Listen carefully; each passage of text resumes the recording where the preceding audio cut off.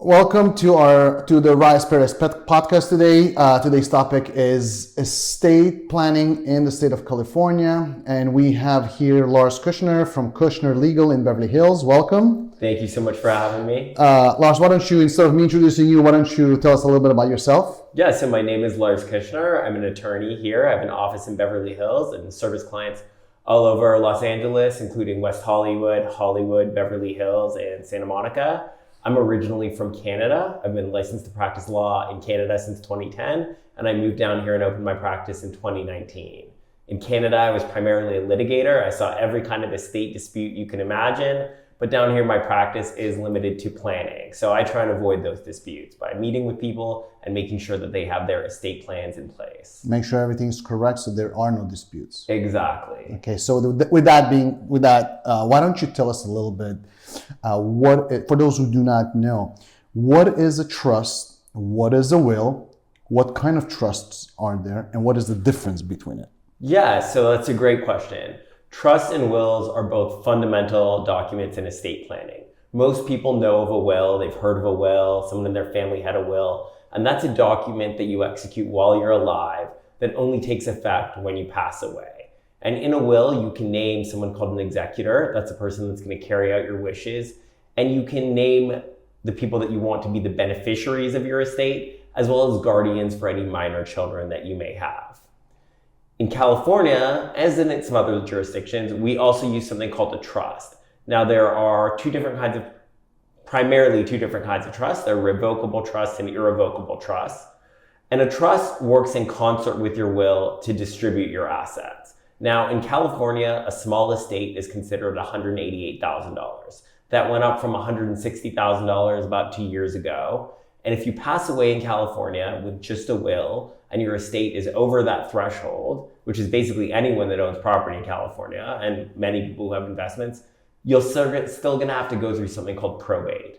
But if you place your assets in a trust, you don't have to go through probate. Tell us a little bit why somebody should not go through a probate. So probate is a costly and arduous process that involves having the court supervise the distribution of your assets. So it can tie your assets up for up to a year while the courts administer the process, meaning real estate can't be sold, assets can't be distributed, and it's a public process. People can come in and listen to probate court, and if your matter is up for hearing that day, random people from anywhere can hear about your estate. Whereas a trust is administered completely privately. The courts are not involved, beneficiaries can take assets almost right away, and there are no extraneous fees, like probate fees that need to be paid. So if your assets are over $180,000, it's $188 to be exact, but we'll say over $180,000, or you own real estate, you definitely want to consider setting up a trust here in the state of California. What happens if it's under $188,000? If you're under $188,000, you can get away with just a will because we have something called a small estate process whereby your beneficiaries can access your accounts just by using an affidavit and not having to go to court. Okay. So you mentioned you mentioned two kinds of trust, revocable and irrevocable. Can we elaborate a little bit about those two? Yeah, definitely. So for the vast majority of people, they like to use what are called revocable living trusts. And the magic there is in the name. It's a trust that you can make changes to over the course of your lifetime. You can move assets in and out of the trust. You can change the trustees. You can change the beneficiaries. And you can revoke it at any point should you no longer wish to have that trust in place. An irrevocable trust is legally slightly more complex because it takes the actual ownership of the assets out of your hand. Now, there are certain circumstances where if you're over the estate tax threshold, which is currently $13 million, or you have concerns about asset protection, where an irrevocable trust might be appropriate. But for the vast majority of people, setting up a revocable living trust is the core to their estate plan. Okay, so I guess most people go with the revocable trust. Yes. And it's also, when they say living trust, is the same thing as revocable trust. Yes, it's a revocable living trust. I see. And typically when you set one up, you also set up a special will called a pour-over will. And that will works in tandem with your trust, and it works as kind of a basket or a catch-all to take any assets that you might not have titled in the name of the trust and pour them into the trust. Hence, it's called a pour-over will. What happens if you created a trust, a living trust, and you did not put anything into the trust? Then the trust wouldn't have any function whatsoever. Correct, but what if you do have the pour over will? So that would serve to pour some assets into the trust. Some or all? So it depends on the nature of the asset. If you had intended to title it in the name of the trust, your successor trustee or your executor could go to court and petition the court to have it put in the trust retroactively. But typically when you set up a trust, one of the most important things to do is to title your assets in the name of the trust. And that's as simple as changing the deed on your property from your own name to your name as trustee of your trust, or changing your financial investment accounts. And whichever attorney you work with to set up your trust will typically want to work with you to make sure that your assets get titled in the name of the trust so that no one runs into this issue. So can you also elaborate a little bit about the difference of a trustee, successor trustee, and an executor? Yeah, definitely. That's a question that comes up all the time. So when you set up a trust, and for the sake of this example, let's say it's a revocable living trust, you'll typically name yourself both as trustor, meaning you're the person that set up the trust, and trustee, meaning you can manage the trust assets. Now, one of the nice things about a trust and what differentiates it from a will is a trust can also take effect if you're incapacitated, meaning you're injured in a car accident, you're unable to advocate for yourself, you suffer some traumatic injury, maybe a traumatic brain injury, and you can't make decisions. Your successor trustee is someone that you can name in the trust who can go ahead and step in and fulfill that role. They will typically be the same person for both death and disability, but it doesn't have to be. Okay. Now, that person controls assets that are inside of the trust. They derive all their power and their authority from the actual trust instrument. Your executor is named in your will, and they're the ones that are charged with carrying out the duties that are set out in the will. So anything that isn't mentioned in the trust that would be covered by the will, for example, funeral homes typically want to see a will because the trust doesn't typically deal with someone's body. Oh. But generally, if you have a pour over will and you have a revocable living trust, your successor trustee and your executor, they're going to be the same person. Same person. Got it. Okay. So who needs a trust? Who needs a will? Is there anybody who needs only a will and not a trust? A trust goes always with a will. How do you, as an attorney, and a client comes to you who has nothing, how do you differentiate what to recommend to them? Yeah, so everyone needs a will. That's a good starting point. Okay. It makes things substantially easier for your surviving family, surviving friends, surviving beneficiaries, whoever. Even if you have almost no assets, someone needs to be legally in charge of your estate. And the way to do that is to have at least a will in place. If you're over that threshold, that probate threshold, which is right now $188,000, that's when you want to set up a trust, because that is the time where the trust is really going to benefit you. Or if you have an estate and you want it to be administered privately, even if you're below that threshold, you still may benefit from having a trust, because that way you ensure that everything is done privately and that your estate remains confidential. So what would you include and what would you exclude from a trust document? So a trust document encompasses generally your entire estate. So when people think of their estate, they think of their property, if you own a home, or maybe an investment property, your investment accounts. You also can consider including specific gifts of personal or sentimental items like family heirlooms, jewelry, a collection of trading cards, things that you know someone would specifically want to inherit. In the framework of a trust, you can also set up what are called sub-trusts, which are trusts for your children, to provide for them for college or some other sort of technical training. You can even provide a trust for your pet if you have a beloved pet in your family and you want to make sure that someone is going to take care of that animal and they're going to have the sufficient funds to do so. You can set up a pet trust in your trust. So if somebody has a trust and they, let's say in the trust, they identified that all their estate goes to their son or daughter, and they pass, the trustor who created the trust passes, and the kids inherit whatever is left. Is it taxable, or is it tax-free, or is there any tax consequences that they have to deal with? So the estate tax threshold right now is $13 million. So if the estate is below that threshold, it would not be taxable. And if it's above? Then there would be some discussions about ways to get around potentially having the estate tax, whether that's an irrevocable life insurance trust, whether that's doing some gifting during your life. That's those type of estates, when you're over that threshold, certainly require a different assessment. Sounds like more complicated. Definitely more complicated. It also makes a difference if you're married or not. Okay. So you mentioned that a trust is more private, right? Yes. And it's outside of the court system.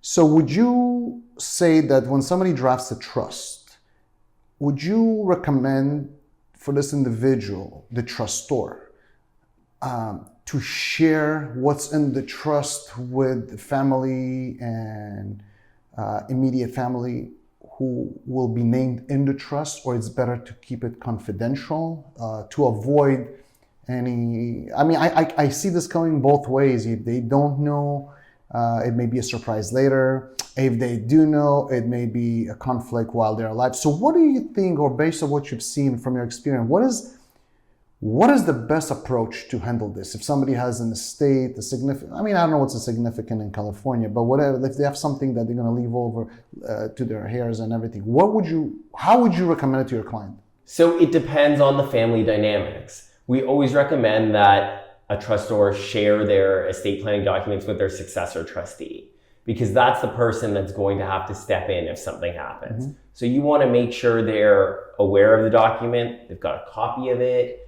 they know where it's located, and they know what your wishes are and that you've talked it through with them. Now, very often, that's either a spouse or a child. And if you have a cohesive family where there's no friction, people often want to share their estate plans with their children so that everyone's on the same page, so that no one's surprised. Mm-hmm. But if you have a circumstance where there is some estrangement, then it may not be appropriate to share it. Okay. And the beneficiaries do not have a right to view your estate plan while you're alive. So I'm sorry, can you repeat that? They do not have a right to view the estate plan while you're alive. Oh, it's your choice. Yes. If you want to share it when you're setting it up. Okay. Because remember, if it's a revocable trust, it can be changed at any time. That's right. And that's... Go ahead. So what happens so you have a trustee of a trust, then you have a successor trustee. And let's say the trustor who created the trust, who was originally the trustee of the trust, passes. And then the next person in line is the successor trustee. And let's say that individual is no longer alive. So what happens then? That's a great question, and it depends on the terms of the trust. When we set up for trust for our clients, we often recommend that they also name an alternate, just in case something happens to that first successor trustee. And the trust will typically also have language to deal with that circumstance, whereby either the beneficiaries can come together and appoint a new successor trustee. They may have to go to court and seek a court order to appoint a new successor trustee, or the successor trustee that's named in the trust may have the power to name someone if they can't act themselves. So it really depends on the structure of the trust, but it's always a good idea to have at least one, if not two alternates named, just in case. And if something does happen to that successor trustee, perhaps they predeceased the trustor, that would be a good time to revisit the trust. Mm-hmm. So you were mentioning that, let's say somebody passes and they have no trust and no will. And there's a term for this. Yes, it's an intestacy. Okay. Can you talk to us a little bit about what that means and what happens? Yeah, so what that means is they have to go through something called intestate succession. And that means they've died without a trust or a will, or they've had a trust or will that's invalid for whatever reason. It has to be set aside. The California Probate Code sets out specifically how the assets are going to be devolved and how they're going to be distributed. This is particularly problematic in cases where you have two people who are in a long-term romantic relationship but remain unmarried. That unmarried partner will not have a claim to that estate. So it's very important. That's in California. Yes, that's in California, and I'm only speaking. That's not California. in Canada. Not in Canada. It's very different in British Columbia, where I also practice law, but I'm only speaking to California here. And it's very important for people that are in those long-term romantic relationships where they're not married and maybe they don't want to get married, to have a trust or will in place, because those romantic partners are the ones that find them on the outside looking in. Okay. Same thing if you're in a circumstance where there's an estrangement in your family. You have a brother you don't talk to anymore, a sister you don't talk to anymore. There's been some fault in the family. If you pass away without a will or a trust, that person who you have no contact with, who maybe doesn't share any of your values, there may be legitimate reasons behind the estrangement, could be entitled to your estate. So avoiding intestacy is critical. And when we do planning with our clients, we try and work through all the different scenarios to make sure there's no chance of there being an intestacy. And we look to something called naming a remote contingent beneficiary. And what that is, and it's a gruesome scenario to talk through with your client, but you've got a client in front of you, let's say they have a spouse, and let's say they have two young children, and they're intending to pass everything to their spouse and their two young children.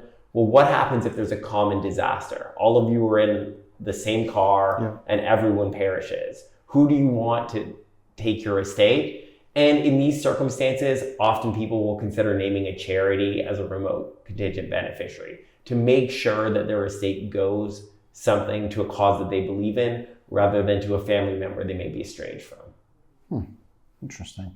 So in that case, you still do not go through probate because you have a trust. Yes. So you avoid probate. Every time you have a trust, you avoid probate to make it simple. Yes. Right? If the assets are titled in the name of the trust and the trust is properly set up, you will not see the inside of the probate court. But if you have a will only without a trust, then you do go through probate, right? Yes, you may go through probate depending on the size of your estate. So what happens if in a will I name my let's say my nephew to receive my estate, right? Even if it's named in the will, they still have to go through probate? Depending on the size of your estate. In California, yes, right now they still have to go through probate, which is why the vast majority of people would benefit from setting up a trust. Yeah. This is a very trust-forward jurisdiction. It's not like this in every jurisdiction in the United States. It's not like this in every jurisdiction in the world, but California is a very trust-heavy jurisdiction. So why would somebody do a will without a trust? Is it the cost? Is it significantly more expensive? It's definitely more expensive to do a trust. It's more labor intensive, and it involves titling assets in the name of a trust. And the reality is people don't know that. They may have come from a jurisdiction where wills are more prevalent, where there's a very simplified probate process, where it's not really a concern, and they may not know that they need a trust. And really that's the education that needs to go on, is people need to know the value of trust and know the importance and the different probate laws, because it differs state by state and country by country, of course. Mm-hmm. But even state to state in the United States, the prevalence of trust is very different. What happens if your estate consists of real estate in the state of California and in other states? Does it go by where you live? Or? So real estate, it's a little bit of a complicated question. Real estate is always governed by the state where it's located, but a California trust can generally hold any property from any state. Okay. So, and you make the trust typically in the state where you reside. You can only be domiciled in one state at a time.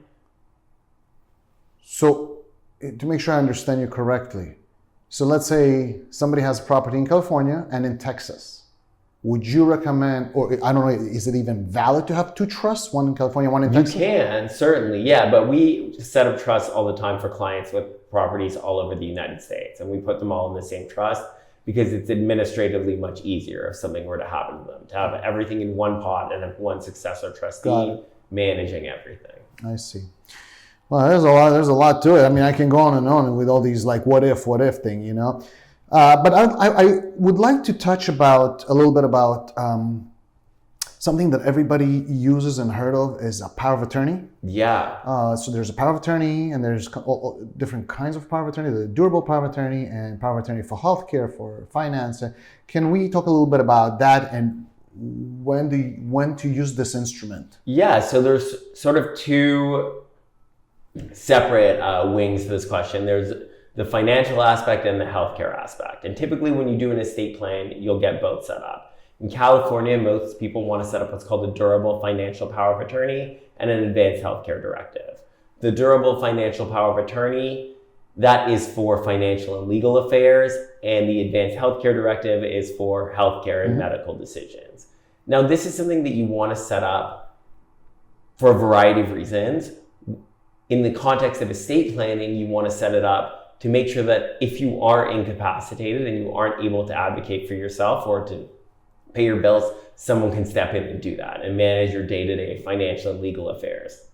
But people set them up for limited purposes if they're going to be out of the country for a year or 6 months and they have banking that needs to get done. That's a reason to set up a power of attorney. And a durable power of attorney, that means it's going to endure your subsequent incapacity. So you set it up while you have capacity. If you become incapacitated, it's durable and you have someone named to act as your agent. And if it's only power of attorney without the durable, then it expires? You want to make sure that it's a durable power of attorney. The other type of power of attorney is a durable springing power of attorney, and that only takes effect upon your incapacity. So when you set up a power of attorney, you can have it take effect immediately, or you can have it take effect only on incapacity. And when does it expire? A power of attorney expires on death. Death. So once somebody dies, it's no good. It's time for the trust and the will to take over. I see. Okay. Can you tell me a little bit about the difference between and I think I already asked you this, but I'm not sure. Did I ask you about the trustee, executor, and the difference between the trustee? Yeah, so the trustee is named in the trust document and the executor is named in the will. Executor is not when somebody passes and then the executor executes the trust, or? So the executor is named in the will. That's where they take their power from. We also use the term personal representative. The trustee only governs assets that are in the trust, but they will typically be the same person. Okay. In almost every circumstance, you'll have the same person named as successor trustee and as executor. Okay.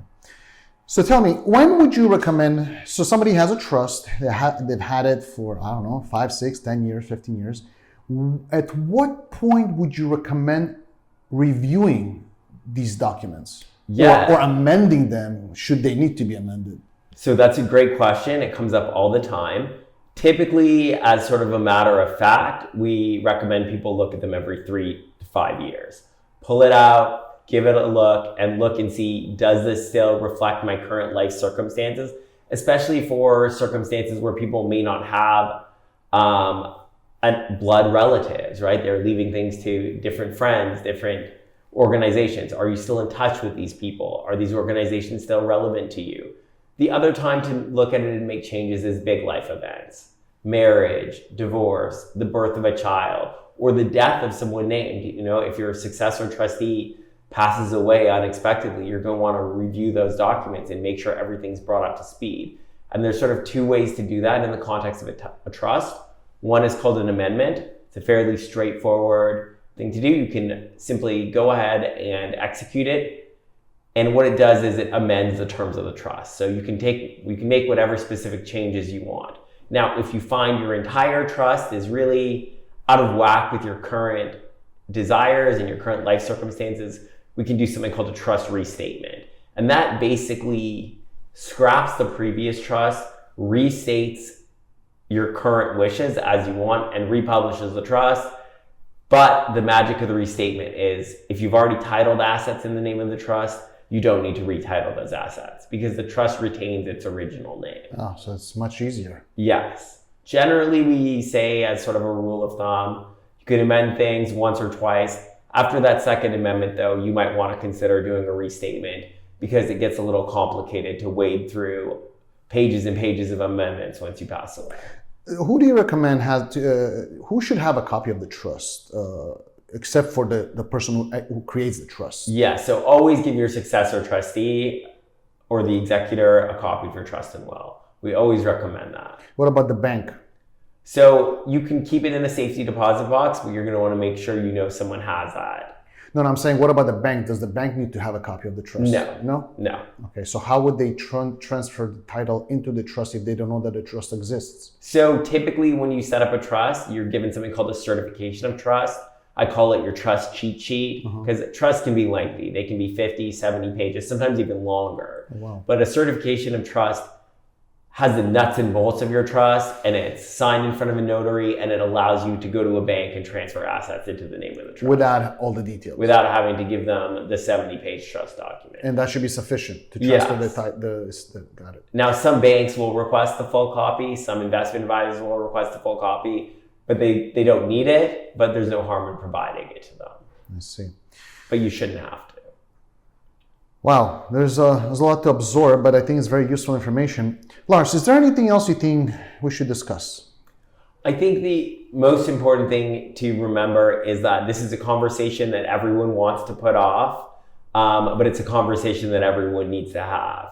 And at least getting a basic core estate plan in place is always a good idea because it protects your beneficiaries, protects your legacy, and it makes sure that your wishes will be followed if the unthinkable should happen. Well, that's great.